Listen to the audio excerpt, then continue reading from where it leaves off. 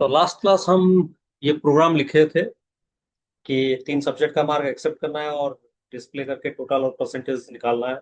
और मेरे हिसाब से मैं एज्यूम कर रहा हूँ कि आप लोग सभी टेस्ट कर चुके होंगे इसको। टेस्ट कर चुके हैं तो मुझे लगता नहीं है कि आप जो आंसर चाहते हैं आपको वही आंसर मिला है। तो पहले हम खुद रन करके देखते हैं कि आंसर क्या निकल रहा है। ठीक है ना। पहले हम ट्राई करके देखते हैं क्या आंसर निकल रहा है, एक बार चेक करते हैं। तो पहले रन किया तो 3 सब्जेक्ट्स का मार्क इनपुट करना था। और हम कितना दिए थे, 80 90 60। तो मैं वही दे रहा हूँ, 80 90 एंड 60। ठीक है। तो अगर यही है तो पहले इसको छोटा कर लेते हैं और फिर बात करते हैं। ठीक है। क्योंकि थोड़ा सा,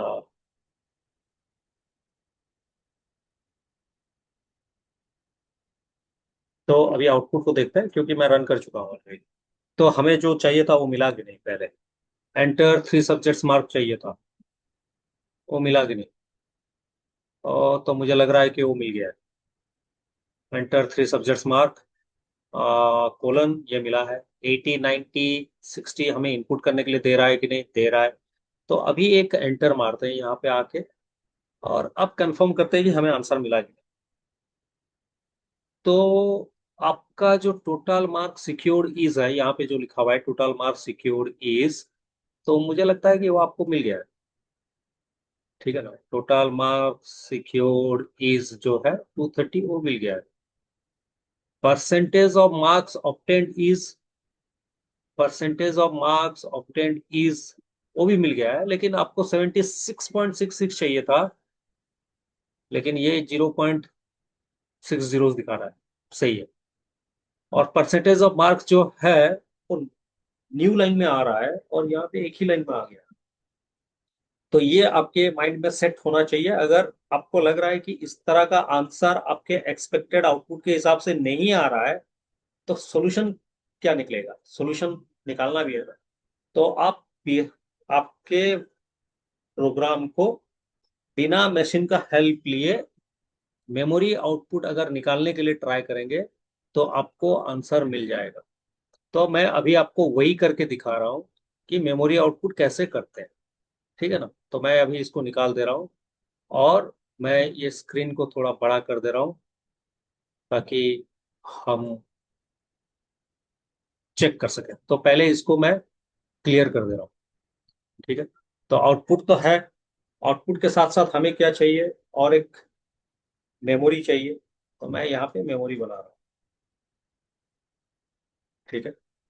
तो हमारा पहला लाइन क्या है, हमारा पहला लाइन हैश इंक्लूड है। तो हैश इंक्लूड लिखने का क्या रीजन है, हैश इंक्लूड stdio.h लिखने का रीजन ये है कि हम अपने प्रोग्राम में प्रिंटफ और स्कैनफ को यूज किया है।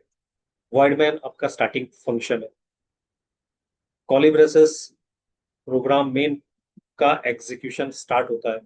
4 नंबर लाइन में क्या है, इंट M1 M2 M3 और टोटल, ये वेरिएबल डिक्लेरेशन है। तो M1 के लिए एक जगह रिजर्व करेगा, M2 के लिए एक जगह रिजर्व करेगा, M3 के लिए एक जगह रिजर्व करेगा, टोटल के लिए एक जगह रिजर्व करेगा, और परसेंटेज नेक्स्ट लाइन में जो है परसेंटेज के लिए भी एक जगह रिजर्व करेगा, क्योंकि ये वेरिएबल डिक्लेरेशन है। वेरिएबल डिक्लेरेशन में क्या होता है, जगह रिजर्व होता है, मेमोरी रिजर्व होता है।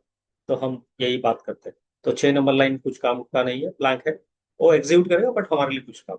तो नेक्स्ट 7 लाइन में क्या लिखा है, enter 3 different subjects mark.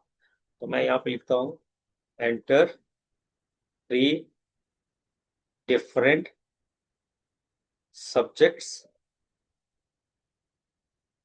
Mark. ठीक है ना।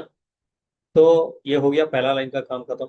7 नंबर 8 नंबर लाइन में क्या है, स्कैन है percentage D percentage D percentage D M1 M2 M। तो यहाँ पे हमें 3 वैल्यूज इनपुट करना था, 90 80 एंड 60। हम दे के यहाँ पे हम क्या करेंगे, एक एंटर का सिंबल दे दे रहे हैं। ठीक है। एक एंटर का सिंबल दे दे रहे हैं। अरे ठीक है ना, एक एंटर का सिंबल देते हैं, ट्राई करते हैं एक एंटर का सिंबल देने के लिए, नहीं हो रहा है तो एज्यूम कर लीजिए कि आप एंटर का सिंबल दे रहे हैं। तो मैं इसको थोड़ा साइड करके दिखा रहा हूँ, ठीक है ना। तो एक एंटर का सिंबल डाल देते हैं, ठीक। नेक्स्ट क्या है, total equals to M1 + M2। तो आप पहले स्कैनअप का काम खत्म किए क्या? नहीं ना, यहाँ पे इनपुट कर चुके हैं, लेकिन वैल्यूज तो डालेंगे ना M1 में। स्कैनअप क्या करेगा, वैल्यू लाके डालेगा। पहले 90 डाला M1 में, 80 डाला M2 में, 60 डाला M3 में। नेक्स्ट क्या बोले आप, total, total equals to M1 + M2 + M3। तो M1 को निकाला 90, M2 को निकाला 80, M3 को निकाला 60, तीनों को ऐड किया तो आया 230।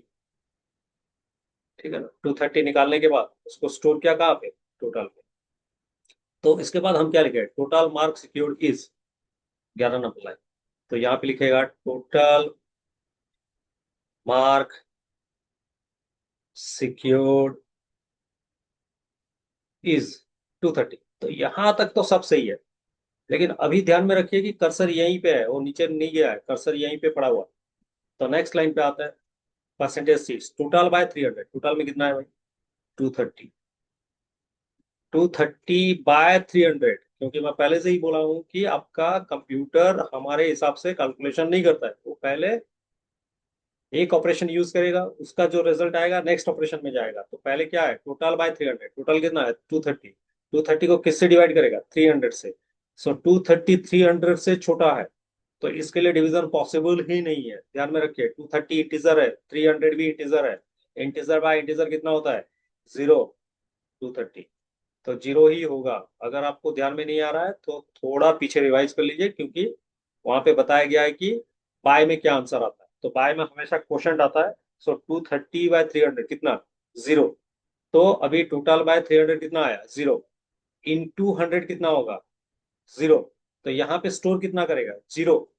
लेकिन परसेंटेज फ्लोट में है, तो यहाँ पे 0 के बदले ये क्या करेगा, पॉइंट में स्टोर करेगा। ठीक है, इसका काम समझ में आ गया क्यों 0 आ रहा है। तो प्रिंटफ फिर क्या करेगा, percentage of marks obtained is.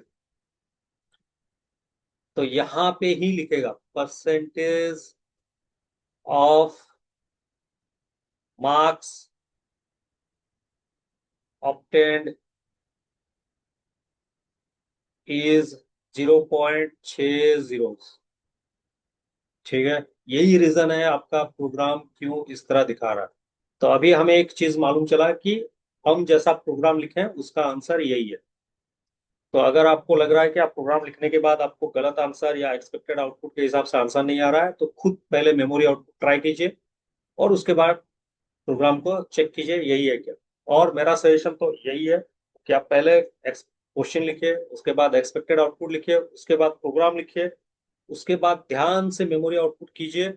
और अगर आपका आंसर कहीं पे गलत आ रहा है, जैसा सोच रहे हो वैसा नहीं आ रहा है, आपके प्रोग्राम में करेक्शंस कीजिए, फिर मेमोरी आउटपुट कीजिए, जब तक कि आपको ना लगे कि आप जो एक्सपेक्टेड आंसर है और आपका जो आंसर एक्चुअली निकलना चाहिए वो दोनों सेम है, तब तक मेमोरी आउटपुट बनाते रहिए। एक बार आप कंफर्म हो गए कि आपका आंसर सही है, कॉपी में, पेन एंड पेपर यूज करके, तब जाके प्रोग्राम को टेस्ट कीजिए। ये मेरा सजेशन रहता है। तो अभी चेंजेस करते हैं थोड़ा, मैं इसको पूरा क्लीन कर दे रहा हूँ। तो हमें मालूम चला कि एक लाइन पे आ रहे हैं, तो पहले यहाँ पे डाल देते हैं क्या, परसेंटेज डी में स्लैश एन डाल देते हैं, तो ये नीचे आ जाएगा। ठीक है, अब टोटल/300 इंटू 100 करेंगे तो आंसर आएगा ही नहीं। तो एक सोल्यूशन क्या है, आप टोटल इंटू 100/300 कीजिए, फिर भी आंसर नहीं आएगा। क्यों नहीं आएगा, टोटल इंटीजर है, 100 इंटीजर है, 300 इंटीजर है। तो इंटीजर बाय इंटीजर हमेशा इंटीजर आएगा। चेक कर लेते हैं। तो 90, 80, 60 अलग अलग लाइन पे आया, लेकिन 76.66 आना चाहिए था, लेकिन नहीं आया। तो 76 पॉइंट आया क्योंकि इंटीजर स्टोर किया हुआ है। तो सोल्यूशन क्या है, ऑलरेडी हम बात कर चुके हैं सोल्यूशन को। तो इनमें से कोई 100 या 300 में से कोई एक मतलब पॉइंट में आना चाहिए।